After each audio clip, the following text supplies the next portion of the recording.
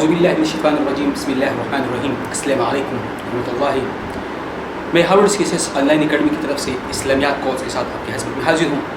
آج کا ہمارا ٹاپک ہے حضرت محمد صلی اللہ علیہ وسلم role model for diplomat. Diplomat یا ڈپلومیسی کے حوالے سے حضور پاک صلی اللہ علیہ وسلم کے رول کے حوالے سے، کردار کے حوالے سے ہم آج بات کریں گے. حضور پاک صلی اللہ علیہ وسلم ایک کامل انسان تھے، اور ایک کامل انسان کی یہ خصوصیت ہوتی ہے کہ زندگی کے مختلف شعبوں میں، مختلف ڈپارٹمنٹس میں، مختلف اسپیکٹس پہ ان کی کنٹریبیوشن ہوتی ہے. تو حضور پاک صلی اللہ علیہ وسلم کی اگر ہم بات کرتے ہیں تو آپ صلی اللہ علیہ وسلم صرف مذہب کے لیول تک محدود نہیں تھے، ان کی لمیٹیشن صرف مذہب تک نہیں تھی، بلکہ حضور پاک صلی اللہ علیہ وسلم نے زندگی کے مختلف فیلڈوں میں، مختلف شعبوں میں نمایاں کردار ادا کیا. ان کی ایک نمایاں امپورٹنٹ رول رہی تھی. تو جب ہم حضور پاک صلی اللہ علیہ وسلم کے ڈپلومیٹک کردار کے حوالے سے بات کرتے ہیں تو یہ بات یاد رکھنی چاہیے. حضور پاک صلی اللہ علیہ وسلم نے ڈپلومیسی میں امپورٹنٹ کردار ادا کیا. آپ صلی اللہ علیہ وسلم نے ایک ماڈرن، ایک ریفارمر کے طور پر ریفارمز کی، کیونکہ آپ کی پڑوس میں جو ممالک ہوتے ہیں ان کے ساتھ آپ کے تعلقات ہوتے ہیں، آپ تجارت کرتے ہیں، ان کے راستے استعمال کرتے ہیں، کیونکہ اس زمانے میں کاروان چلتے تھے. تو خاص کر کاروان کی صورت میں آپ ان کی اپنے جو آپ کے سٹیزنس ہیں ان کی پروٹیکشن کے لیے ان کے ساتھ آپ کی کارسپانڈنگ ضروری ہے، انڈرسٹینڈنگ ضروری ہوتی ہے. اس کے لیے پھر لینگویجز کا سیکھنا بہت ضروری ہے. حضور پاک صلی اللہ علیہ وسلم نے جب اپنے دور میں لرننگ سینٹر اسٹیبلش کی،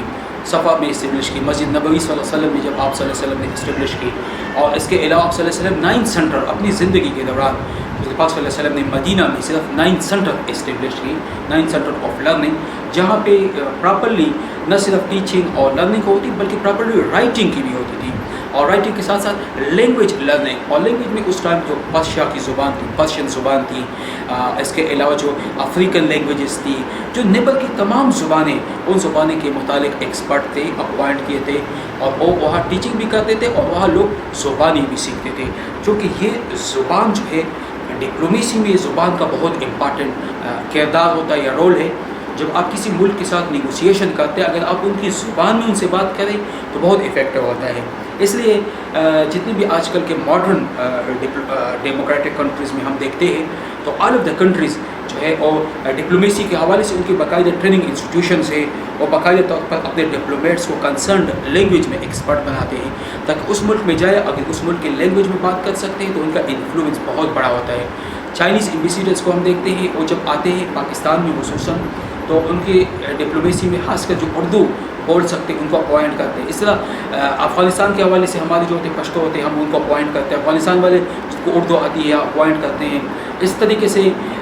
ہمارے جو عربی آتے ہیں، ہم عرب ممالک میں ہماری کوشش ہوتی ہے، انگلش والے تو انگلش ممالک میں. اس لیے وہ لوگ بھی کوشش کرتے ہیں کہ اگر آپ ان کی زبان کا سمجھیں تو ڈپلومیسی کے ذریعے سے آپ ان کے کلچرل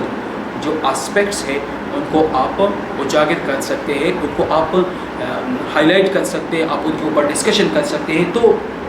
حضور پاک صلی اللہ علیہ وسلم کے دور کی اگر ہم بات کرتے ہیں تو صرف مذہب کے لیول تک نہیں تھی بلکہ ڈپلومیٹکلی بھی، ڈپلومیسی وائز بھی حضور پاک صلی اللہ علیہ وسلم نے کی. حضور پاک صلی اللہ علیہ وسلم نے جو نیبر ہوڈ تھے ان کے ایک تو لیٹرس کی ذریعے کرسپانڈنگ اس وقت آپ صلی اللہ علیہ وسلم نے انٹروڈیوس کی. آپ صلی اللہ علیہ وسلم نے تمام جو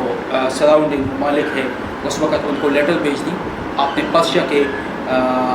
خراسان، پرشیا جس کو ہم کہتے ہیں، جو افغانستان، ایران، اب اس حوالے سے کنفیوژن ہے کہ خراسان افغانستان کو کہتے ہیں یا افغانستان ایران کا یہ پرشین کا علاقہ جو ہے، اس علاقے، تو یہاں کے حکمرانوں سے آپ صلی اللہ علیہ وسلم نے کرسپانڈنگ کی، ان کو لیٹر بھیج دی. اس کے علاوہ آپ صلی اللہ علیہ وسلم نے ابسینیا کے جو حکمران تھے، اس کے علاوہ افریقن کے جو حکمران تھے، اس کے حکمرانوں کو آپ صلی اللہ علیہ وسلم نے لیٹر بھی بھیج دی. تو لیٹر بھی ایک ڈپلومیسی کا طریقہ ہے، اور اس کے ایکسپرٹ بھی تھے، رائٹنگ ایکسپرٹ بھی تھے اور کنسرن لینگویج ایکسپرٹ بھی آلریڈی حضور پاک صلی اللہ علیہ وسلم نے ٹرین کیے تھے. اور ٹریننگ کا مقصد یہ تھا کہ اسی طریقے سے کنسرن ممالک جو ہے ان کے ساتھ ان کے تعلقات رہے، اور ڈپلومیٹکلی جو ریلیشن شپ ہے ایک دوسرے کے ان کے ساتھ ان کو بھی مینٹین رکھے ان کے ساتھ، ایک دوسرے کے ساتھ، تاکہ دوسرے ممالک تک اپنی آواز یا بات جب پہنچائے تو اس کے اندر ایک ویٹیج ہو. تو حضرت محمد صلی اللہ علیہ وسلم کہ جتنی بھی لائف ہے اس سے ہمیں یہ پتہ چل جاتا ہے کہ حضور پاک صلی اللہ علیہ وسلم نے اسلام کی ترویج میں، ارشاد میں جب اسلام کی پروپوگیشن ہو رہی تھی تو آپ صلی اللہ علیہ وسلم کی اسپیشل فوکس جو تھی وہ ڈپلومیسی پہ تھی، ڈپلومیٹک ریلیشن شپ پہ تھی، اور آپ صلی اللہ علیہ وسلم کی جو لیڈرشپ ہے وہ مسلمانوں کے لیے ایک مشعل راہ ہے۔ تو آپ صلی اللہ علیہ وسلم نے اسلام کی ترویج جنگ سے نہیں کی، ڈپلومیسی کا بہت امپارٹنٹ رول رہا، ڈپلومیٹک ریلیشن اسٹیبلش کی۔ آپ صلی اللہ علیہ وسلم نے جو لیٹر کی ہم نے بات کی کہ تمام سراؤنڈنگ کو لیٹر بھیجتے، اور یہ لیٹر جو ہے اسلام کی ترویج، دعوت اسلام کے سلسلے میں بھی، اور ساتھ میں جب آپ کا ایک ملک ہے اور نیبر کے ساتھ آپ کی ریلیشن ہے، good relation, friendly relation establish کرتے ہیں، تو کوشش یہ ہونی چاہیے کہ آپ ان کو ان کے مختلف مواقع پہ ان کے ساتھ آپ کی کارسپانڈنگ ہے، آپ ان کے ساتھ تعلقات ہے، آپ کو ان کے ساتھ ریلیشن شپ اسٹیبلش ہے، تو اٹس گڈ فار، یہ اس کے لیے گڈ ہوتا ہے، اور اس طریقے سے آپ کی ریلیشن جو ہے وہ ریگولیٹ ہو رہی ہے۔ تو حضور پاک صلی اللہ علیہ وسلم نے کمیونیکیشن کا ایک میتھڈ باقاعدہ طور پر انٹروڈیوس کیا تھا یا امپلیمنٹ کیا تھا، کہ جتنی بھی چونکہ عرب کے اندر کو تو ٹرائبل سسٹم تھا، ٹرائبل لیڈرز کے ساتھ ان کی کارسپانڈنگ ہوتی تھی، اور اس کے علاوہ آؤٹ سائڈ جو کنٹریز تھے ان کے ساتھ لیٹر لکھتے تھے، ٹرائبل لیڈر کو بھی لیٹر لکھتے تھے۔ اس کے علاوہ آپ صلی اللہ علیہ وسلم نے مختلف جو سفیر تھے، قاصد جس کو ہم کہتے ہیں، ان کی اپوائنٹمنٹ بھی کی تھی، اور وہ اپوائنٹمنٹ کی تھی، اور وہ لوگ جاتے تھے لیٹر وہاں تک پہنچاتے تھے حکمرانوں تک اور مختلف ٹرائبل جو چیف تھے، کیونکہ عرب کی جو سوسائٹی اگر ہم دیکھ لیں اسٹرکچرل وائز تو ٹرائبل بیس سوسائٹی تھی، اور ٹرائبل بیس سوسائٹی میں ہمیشہ یہی ہوتا ہے کہ آپ کی جو ٹرائبس ہیں جو مختلف قسم کے، ان کی بہت زیادہ ایک امپورٹنس ہوتی ہے، تو ان کی چیف جو ہے ان کی اپنی اصل رسوخ ہوتی ہے، وہ اپنے علاقے کے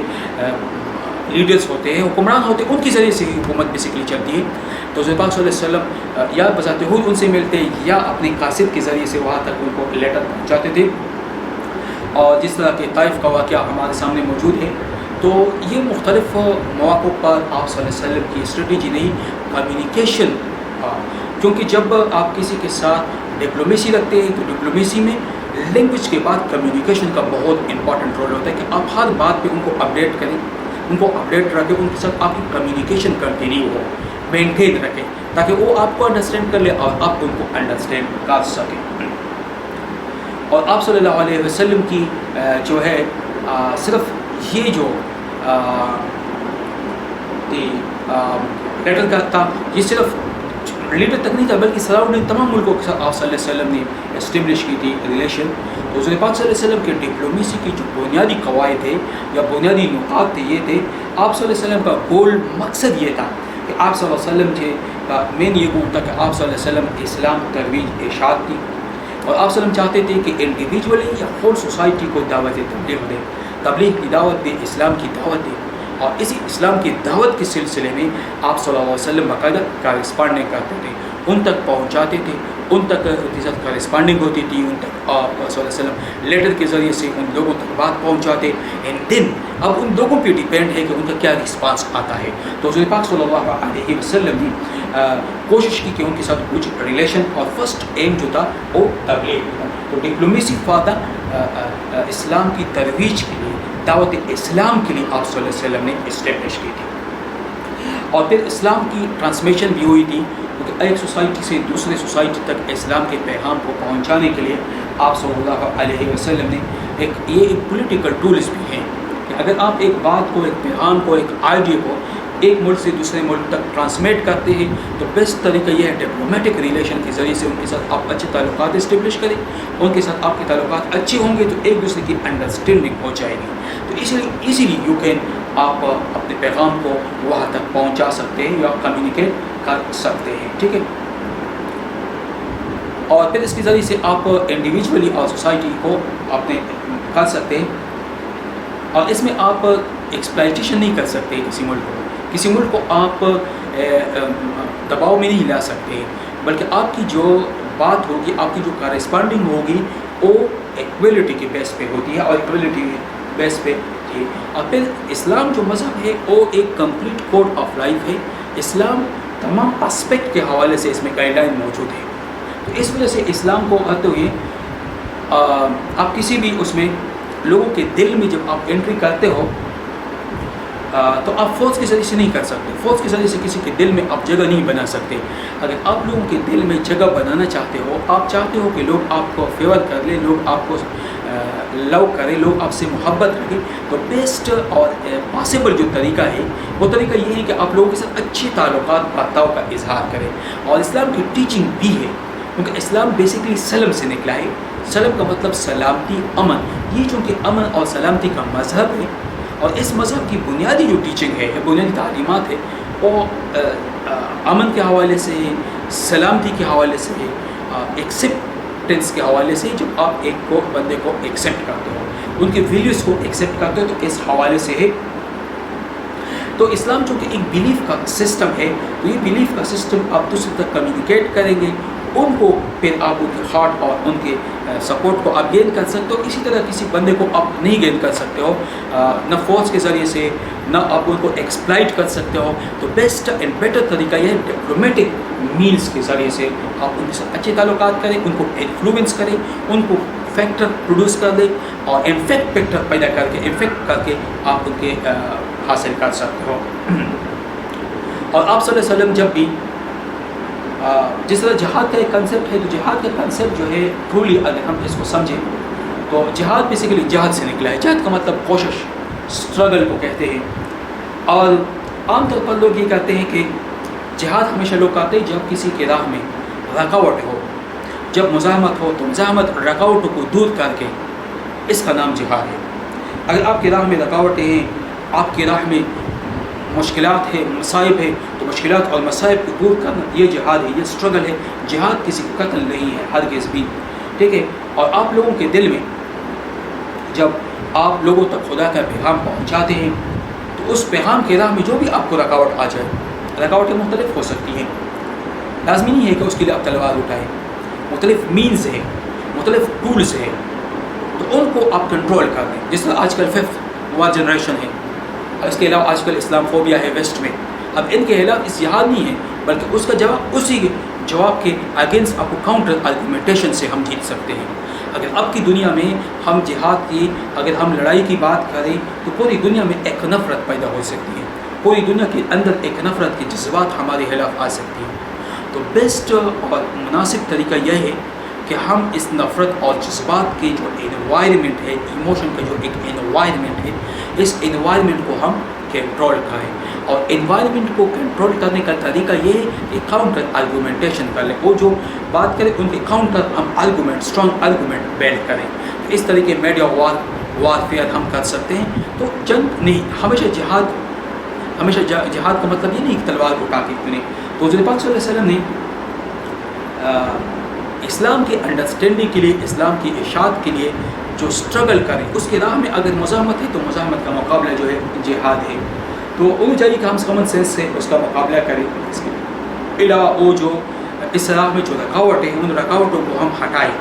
تو یہ اسلام ہے، اور یہ اسلام کی ٹیچنگ ہے. اسلام کی ٹیچنگ یہ نہیں ہے کہ آپ کسی بندے کے خلاف اٹھ کے کسی ملک کو ہضم کر لیں، ان کو ایکسپلائٹ کر لیں، ان کی ویکنیس ان کے سامنے رکھ لیں اور اس کو مس یوز کریں. دیٹس ناٹ اسلام. تو یہ اسلام کی جو ٹرو، جس کو ہم کہتے ہیں نا، یہ اسلام کا ٹرو میسیج نہیں ہے، اور نہ یہ اسلام کی ٹرو ایک فاؤنڈیشن یا بنیاد ہے. پھر اس کے بعد یہ ہے کہ پیس جو ہے، امن جو ہے، ہمیشہ ہر معاشرے کی جو بنیاد ہے وہ امن پہ قائم ہوتی ہے.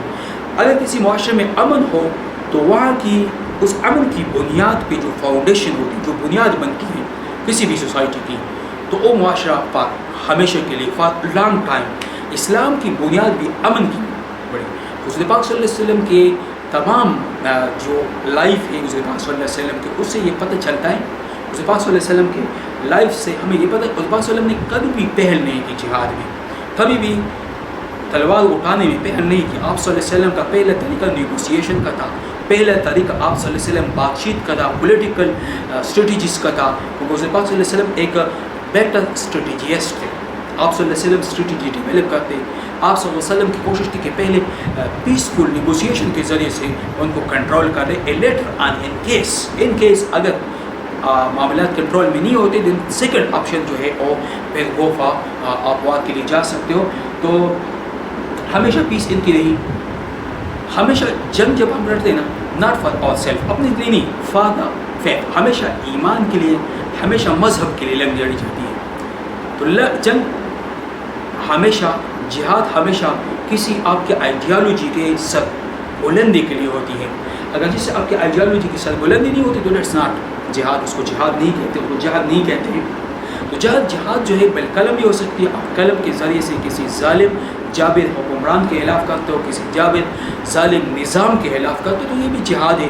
یہ بھی جہاد ہے کہ آپ وربلی کہ ہائی لائٹ کرتے ہو سوشل ایونٹس کو، سوسائٹی کے اندر مختلف جو بیماریاں ہیں آپ ان کو ہائی لائٹ کرتے ہو، لوگوں کے سامنے ان کو لاتے ہو، لوگوں کو بتاتے ہو کہ یہ غلط ہے، یہ صحیح ہے. یہ بھی ایک جہاد ہے. تو جہاد صرف تلوار اٹھا کے نہیں ہے. اور یہ example from the Holi profit حضرت محمد صلی اللہ علیہ وسلم سے ہم سیکھتے ہیں. حضور پاک صلی اللہ علیہ وسلم کی تاجیر جو تھی وہ ڈپلومیٹک تھی، relation with the other countries, with the neighbourhood کے جو وہاں پہ چھوٹے چھوٹے جو قبائل تھے، قبائل کا سسٹم تھا چونکہ عرب میں، ان کے ساتھ تعلقات ریلیشن شپ کو ریگولیٹ کرنے کے حوالے سے حضور پاک صلی اللہ علیہ وسلم نے کبھی بھی ذوق پہل نہیں کی، کبھی تلوار اٹھا کے ان کے اوپر اٹیک نہیں کی، کبھی بھی آپ صلی اللہ علیہ وسلم کی یہ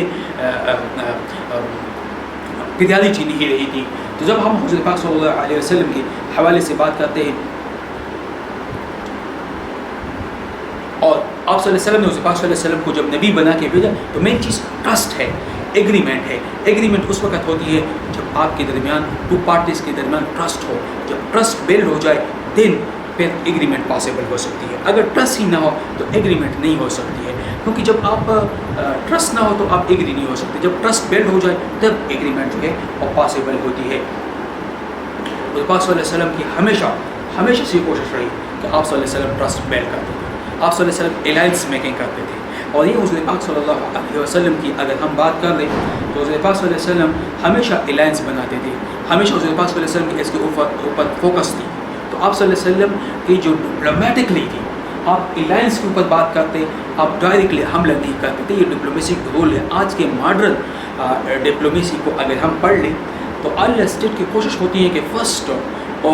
نیگوسیشن کرے، میڈیشن کر لے، گڈ آفس اسٹیبلش کر لے، ریکنسلیشن ہو جائے، پھر اگر نہ ہو جائے تو یو این انٹرفیئرنس کر لے. تو حضور پاک صلی اللہ علیہ وسلم نے اسی ٹائم یہ فاؤنڈیشن رکھی تھی کہ آپ صلی اللہ علیہ وسلم کبھی پہل نہ کرتے، کبھی کسی کے اوپر اٹیک نہیں کرتے تھے. اور آپ صلی اللہ علیہ وسلم کی اپروچ کنٹینیوس اپروچ یہ تھی ٹو میکنگ الائنس، اور الائنس بناتے تھے جس طریقے سے ہمیں فتح مکہ کے موقع پہ آپ صلی اللہ علیہ وسلم نے، یا اس کے علاوہ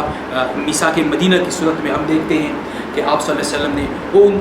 یہودی قبائل کے ساتھ بھی حضور پاک صلی اللہ علیہ وسلم کی ایک ایگریمنٹ ہوتی ہے. اور یہ اس کا مطلب یہ ہوتا ہے کہ آپ الائنس جب بناتے ہو کسی کے ساتھ تو پارٹنرشپ ہوتی ہے، تو یہ ہمیشہ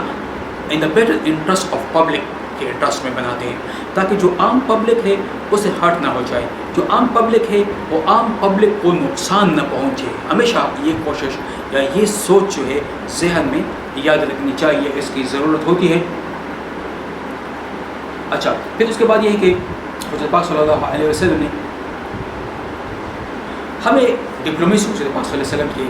زندگی سے سیکھنی چاہیے. جب آپ صلی اللہ علیہ وسلم کی فرسٹ ہجرت ہوئی، ابسانیہ مائگریشن ہوتی ہیں، اس کا پرپز یہ تھا کہ مکہ کے دوران حضرت پاک صلی اللہ علیہ وسلم اور صحابہ کرام کے لیے بہت مشکلات تھیں. تو آپ صلی اللہ علیہ وسلم نے ابسینیہ کے ساتھ کانٹیکٹ کی، لیٹر بھیج دیے. اور فرسٹ مائگریشن یہ تھی، قریش کے جو امپورٹنٹ قبائل تھے ان کو آپ صلی اللہ علیہ وسلم نے ان کی ابسینیہ کی طرف کی تاکہ ان کے مظالم سے ان کو بچا سکیں. یہ آپ صلی اللہ علیہ وسلم نے ایک ایسے سینٹر کو اپنے لیے اسٹیبلش کیا کہ جب بھی ضرورت پڑے تو ان کیس ان ایمرجنسی اپنے مسلمانوں کو ابسانیہ بھیج کے وہاں ان کو محفوظ بنایا جا سکتا ہے. یہ ایک ڈپلومیسی، کامیاب ڈپلومیسی تھی.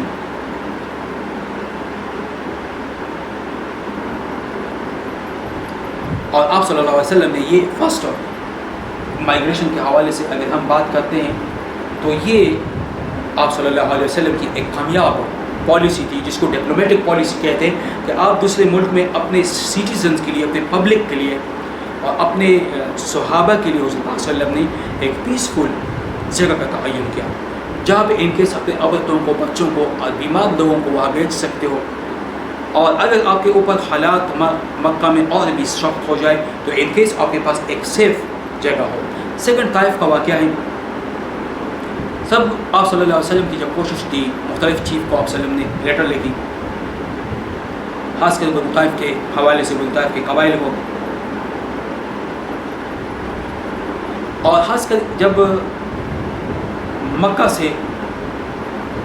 ٹریڈ کے روٹس جو طائف سے ہو کے گزرتے ان کے کنٹرول کے حوالے سے، ڈیلنگ کے حوالے سے. تو حضور پاک صلی اللہ علیہ وسلم ان کے ساتھ ایک کمیونیکیشن تھی.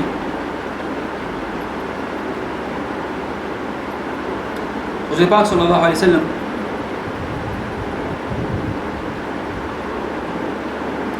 آپ صلی اللہ علیہ وسلم نے جب ان کے ساتھ کیا، طائف کا واقعہ ہم دیکھتے ہیں.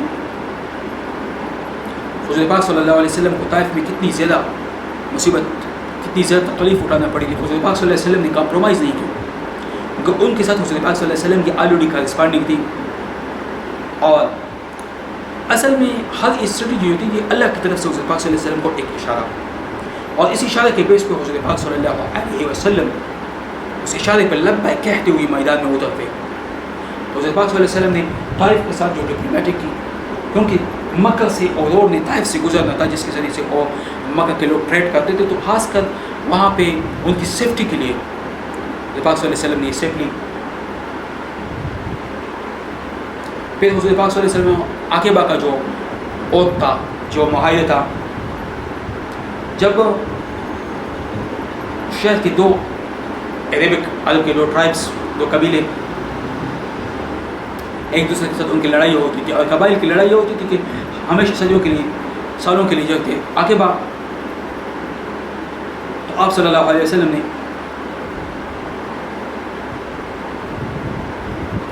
دونوں قبائل کے درمیان جو ایک ایگریمنٹ کی کروائی، ایگریمنٹ کے بیس پہ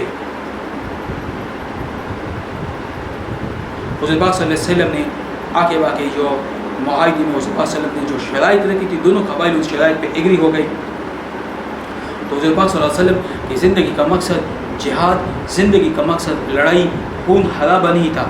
بلکہ حضور پاک صلی اللہ علیہ وسلم نے کوشش کی، حضور پاک صلی اللہ علیہ وسلم کی لائف کا یہ مقصد تھا کہ خون خرابے کو کنٹرول کیا جائے اور ڈپلومیٹکلی بات چیت سے، نیگوسیشن سے مسائل کا حل معلوم کریں. اور یہ حضور پاک صلی اللہ علیہ وسلم کی بہت بڑی کامیابی تھی. جب مدینہ کی طرف مائیگریشن کا ہم بات کرتے ہیں، ہجرت کی بات کرتے ہیں، پاک صلی اللہ علیہ وسلم نے اس ایک بنیاد رکھی، اور اس بنیاد پہ جس طریقے سے، جس اسٹریٹجی سے حضور پاک صلی اللہ علیہ وسلم نے مکہ سے وہ مدینہ ہجرت کر گئے، تو یہ ہجرت بیسیکلی ایک ڈپلومیٹک تھی. جس ڈپلومیٹ طریقے سے وہ ان علاقوں سے، مکہ سے جہاں پہ ان کی پیدائش تھی، جہاں پہ ان کی اولاد تھی، جہاں پہ ان کے آباء و اجداد کا علاقہ تھا، وہاں سے یہ مدینہ کی طرف چل پڑتے ہیں. اس علاقے سے جہاں پہ آپ کی بچپن گزری ہو، جہاں آپ جوان ہوئے ہو، لیکن جب مشکل حالات کا سامنا ہو، جب آپ وہ ظلم سے تنگ آتے ہو، جب آپ کے پاس کوئی طریقہ نہیں ہوتا ہے، تو وہاں سے آپ ہجرت کر جاتے ہو، اور آپ اس جگہ کو چھوڑ کے آپ ایک نیو سٹی مدینہ کی طرف چل پڑتے ہیں. مدینہ جو بالکل نیو ہے، جہاں پہ آپ کے پہلے سے کوئی ریلیشن نہیں، جہاں پہلے سے آپ کے تعلقات نہیں، جو پہلے سے آپ کے جان و پہچان نہیں ہے، لیکن یہ کمال ہے حضور پاک صلی اللہ علیہ وسلم کی شخصیت، حضور پاک صلی اللہ علیہ وسلم لیڈرشپ، کہ ان لوگوں نے آپ صلی اللہ علیہ وسلم کے مل کے انہوں نے ہجرت کی، اور آپ صلی اللہ علیہ وسلم نے اسٹریٹجی استعمال کی. پھر آپ صلی اللہ علیہ وسلم کی مدینہ کانسٹیٹیوشن کی اگر ہم بات کرتے ہیں، ریاست مدینہ جب اسٹیبلش کی، تو ڈپلومیٹکلی جس طرح کانسٹیٹیوشن آپ صلی اللہ علیہ وسلم نے بنائی مدینہ ریاست کی، تو حضور پاک صلی اللہ علیہ وسلم نے اخوت، برادری اور بھائی چارے کی جو بنیاد آپ صلی اللہ علیہ وسلم نے مدینہ کی ریاست میں رکھی، اور وہ بھی ریٹن کانسٹیٹیوشن میں. ایسے پہلے ریٹن کانسٹیٹیوشن کا رواج نہیں تھا. آپ صلی اللہ علیہ وسلم نے first time city state establish کی مدینہ میں، اور ایک ریٹن کانسٹیٹیوشن آپ صلی اللہ علیہ وسلم نے باقاعدہ لکھوا دی، اور تمام لوگوں کو حقوق دی. مذہب سے زیادہ ایک جس طرح ایک سیکولر اسٹیٹ آپ صلی اللہ علیہ وسلم نے بنائی، سیکولر اسٹیٹ ان سینس آج لوگوں کو ایکویلٹی دی گئی. ہم آج ایکویلٹی کی بات کرتے ہیں. آج آپ دیکھتے ہیں انڈیا میں مسلمانوں کے حقوق طلب ہو رہی ہے، نام سیکولر ہے، لیکن آپ صلی اللہ علیہ وسلم اسی ٹائم بھی تمام مختلف قسم کے جو مذاہب کے لوگ تھے، مختلف مذہبوں کے لوگ، ان لوگوں کو آپ صلی اللہ علیہ وسلم نے فریڈم دی تھی. تو بھائی چارے کا تھا. آج وہ مدینہ جو ہے وہ ایک قبیلہ، ایک جسم کے مانند ہوں گے، چاہے وہ یہودی ہو، چاہے جس بھی قبیلے سے تعلق ہو، جب تک وہ اس ایگریمنٹ پہ، جب تک وہ اس کانسٹیٹیوشن پہ ایگری ہو. اگر قانون آپ فالو کریں تو انڈر دا قانون، under the constitution, all of the people of مدینہ جو ہے ایک جسم کے مانند، ایک باڈی کی طرح ہوں گے، ایک پارٹی کی طرح ہوں گے. اور مدینہ سے آؤٹ سائڈ جو ہے ٹرائبس ہے، ان کے ساتھ تعلقات تب بھی آپ صلی اللہ علیہ وسلم نے کانسٹیٹیوشن میں ذکر کیا، ان کی بھی آپ صلی اللہ علیہ وسلم نے کیا کہ اب مختلف ڈسٹینس پہ تھے، بعض قریب تھے بعض دور تھے،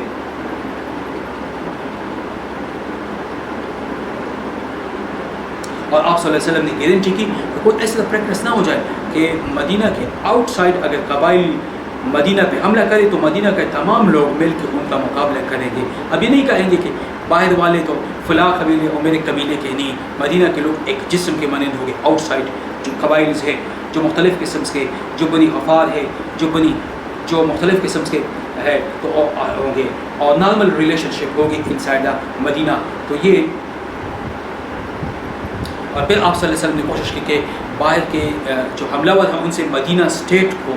پروٹیکشن کیا جائے، ان کو سیکیور کیا جائے باہر کے اٹیک سے، باہر کے حملوں سے، کیونکہ باہر کے جو حملے تھے وہ اس سے اٹیک کرتے تھے اور ان کے اوپر، تو اس سے مدینہ کو محفوظ بنانے کے لیے آپ صلی اللہ علیہ وسلم کی یہ ایک اسٹریٹجی تھی، اور آپ صلی اللہ علیہ وسلم کی کوشش تھی کہ مدینہ کو سیف گارڈنس جو ہے مہیا کیا جائے. اور پھر بعض صورتحال میں یہ ہوتا کہ آپ صلی اللہ علیہ وسلم اکنامک، ان کے ساتھ ایک اور بھی ان کا یہ ہوتا تھا کہ اکنامک بلاکٹ کرتے تھے، اکنامک جو راستے تھے ان کو بلاک کرتے تھے. اور یہ بھی آپ صلی اللہ علیہ وسلم کے ایک ڈپلومیٹک ریلیشن بھی کہہ سکتے ہیں. جب کاروان آتے تھے ان کو پریشرائز کیا جاتا تھا، اور جب آپ کسی کے کاروان کو، کسی کے راستے کو آپ بلاک کرنے کی کوشش کرتے ہیں تو ان کی ایک اکنامک بلاک ہو جاتی ہے، اکانومی بلاک ہو جاتی ہے. آپ ان کی جو سورس آف انکم ہے ان کو بلاک کرتے ہیں، ان کی راہ میں ایک مزاحمت پیدا کرتے ہیں، تو ان لوگوں کے لیے ایزی نہیں ہوتا ہے کہ وہ اپنی ایکٹیویٹیز یا اپنی تجارت یا اپنی اکانومی کو سسٹین رکھے، مینٹین رکھے. پھر اس کے بدلے میں کیا کرتے ہیں کہ وہ لوگ آپ سے نیگوسیشن کرتے ہیں اور فائنلی جو ہے آپ اپنے مطالبات منوا سکتے ہیں.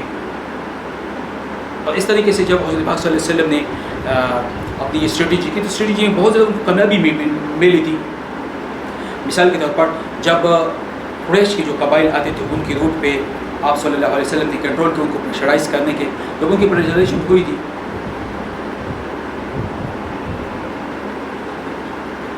اور اس کے بیس پہ آپ صلی اللہ علیہ وسلم نے، دوسری بات یہ کہ آپ صلی اللہ علیہ وسلم نے جب مکہ میں قحط پڑا تو مقامی لوگوں میں مسلمانوں نے 500 گولڈ تقسیم کی، 500 پیسز گولڈ آپ صلی اللہ علیہ وسلم نے مسلمانوں نے تقسیم کی، اور ان کا مقصد یہ تھا کہ ان کی سمپتی کو حاصل کریں. تو یہ بھی آج کل کی ماڈرن ڈپلومیسی میں یہ طریقہ ہوتا ہے کہ اگر آپ کسی ملک کے اگینسٹ ہے تو آپ ان ملک کو اٹریکٹ کرنے کے لیے وہاں کے لوگوں میں آپ ڈسٹریبیوشن کرتے ہو، اگر فوڈ ڈسٹریبیوشن کرتے ہو، جیسے ارتھ کویک، نیچرل ڈیزاسٹر وغیرہ آتی ہے، یا ابھی کرونا وائرس کے حوالے سے مختلف ملکوں نے جیسا چائنا ہے اور سینڈ کرتے ہیں ڈاکٹروں کو، اس کے علاوہ مختلف طبی انسٹرومنٹس. تو ان کا مقصد یہ ہوتا ہے کہ لوکل کی سمپتی کو گین کر لے. تو یہ کام حضرت پاک صلی اللہ علیہ وسلم نے اسی ٹائم انٹروڈیوس کیا تھا کہ یہ ان کے آپ صلی اللہ علیہ وسلم کی ایک ماڈرن ڈپلومیسی تھی ڈپلومیٹکلی. پھر حدیبیہ کا جو پیس ہے، حدیبیہ کا جو واقعہ ہے، جیوز آپ صلی اللہ علیہ وسلم نے یہودیوں اور خاص کر قریش سے دو پرابلم جو تھے ان سے، ایک قریش کا تھا اور ایک جو تھا جو یہودیوں کی طرف سے اٹیک کا تھا. اور آپ صلی اللہ علیہ وسلم نے جب کیونکہ قریش کے ساتھ آپ تعلق رکھتے ہیں تو قریش کا اپنے اثر رسوخ کا قبیلہ تھا. تو آپ صلی اللہ علیہ وسلم نے حدیبیہ کے ذریعے سے جب اکنامکلی آپ صلی اللہ علیہ وسلم نے جب ان کی اکنامک بلاک کی تو قریش کو اس مجبور کیا گیا کہ وہ اس انٹر ہو جائے. اور اس کے علاوہ جب حدیبیہ کا ہو گیا تو صورت فاتحہ نازل ہوئی اور اس کی یہ وکٹری سنائی گئی کہ مسلمانوں کو حضرت پاک صلی اللہ علیہ وسلم کو وکٹری ملی، فتح ملی. تو یہ چند امپورٹنٹ واقعات تھے جس کے بیس پہ ہم کہہ سکتے ہیں حضرت پاک صلی اللہ علیہ وسلم کے لائف میں، حضرت پاک صلی اللہ علیہ وسلم کی زندگی میں ایک آسپیکٹ کے اوپر ہم بات نہیں کرتے، آپ کی ڈپلومیٹکلی بہت زیادہ تھی. آپ صلی اللہ علیہ وسلم نے جنگوں کے موقع میں ڈپلومیسی شروع کی، اور آپ صلی اللہ علیہ وسلم کی کوشش تھی کہ پیسفل طریقے سے آپ صلی اللہ علیہ وسلم لوگوں کے ہارٹ کو گین کرے، لوگوں کے ہمدردی حاصل کرے، لوگوں سے اپنی مطالبات جو ہے وہ منوا سکے. اور عام طور پر یہ ایزی طریقہ بھی ہوتا ہے کہ اگر آپ کے جنگ سے پہلے نیگوسیشن کرتے ہیں، ان کی باتوں کو منوا سکتے ہیں، ان سے باتیں منوا سکتے ہیں، جو ان کے ساتھ میل بیٹھ کے کسی سولوشن کی طرف بڑھ سکتے ہیں، تو اٹس ایزی ہوتا ہے ایز کمپیئر